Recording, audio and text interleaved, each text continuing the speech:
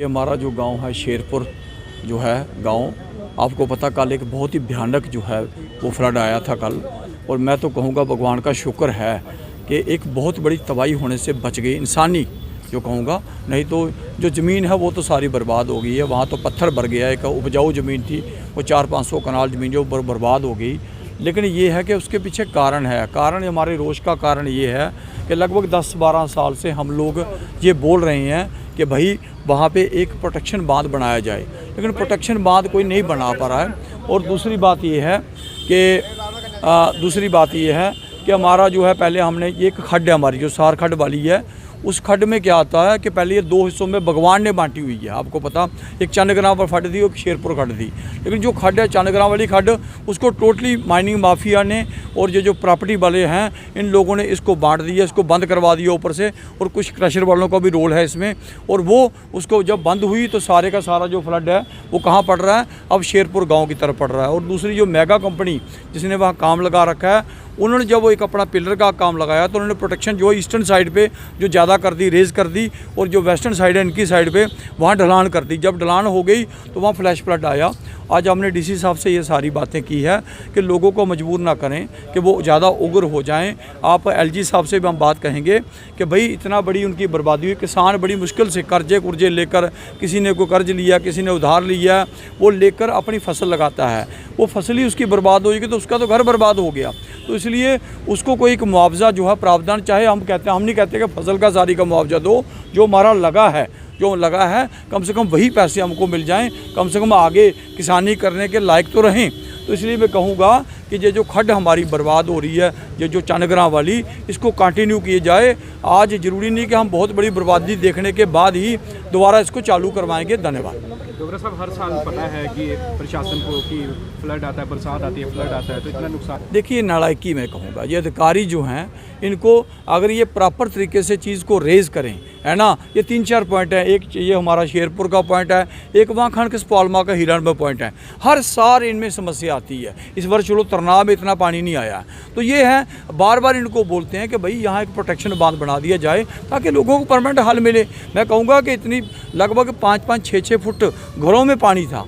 अगर इतना पानी अगर बहुत स्पीड से अगर आता तो घर भी बह सकते थे। तो इसलिए ये है कि हम उसका इंतज़ार ना करें, बहुत बड़ी बर्बादी हो जाएगी। एडमिनिस्ट्रेशन को भी कहा है, कल का कोई भी अभी आदमी जो है वहाँ पहुँचा नहीं है, कल का है ना, अभी वहाँ पहुँचा नहीं है। जिसने कोई एनालिसिस करना है, हमारा काम है प्रशासन का कि जब कोई ऐसी बात हो लोगों के बीच हमको खड़े होना चाहिए। आखिर हम पब्लिक सर्वेंट हैं, अगर हम पब्लिक मालिक बन के बैठ जाएंगे यहाँ पे तो बात बनने वाली नहीं है।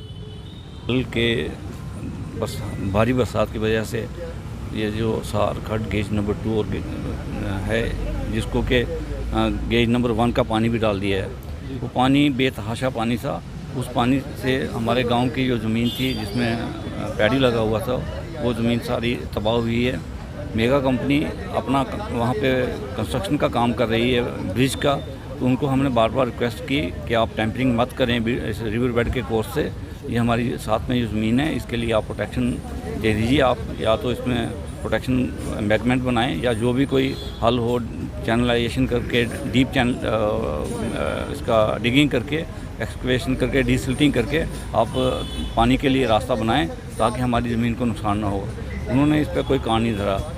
1988 से हम एडमिनिस्ट्रेशन के पास आके दरख्वास्त कर रहे हैं। अंदाज़न कितने किसानों का नुकसान हुआ है अगर हम बात करें? ये तकरीबन कोई 50 से ज़्यादा किसान हैं जिनका नुकसान हुआ है। कितना नुकसान? 500 कनाल के करीब रकबा होगा जिससे ये पानी निकल गया है।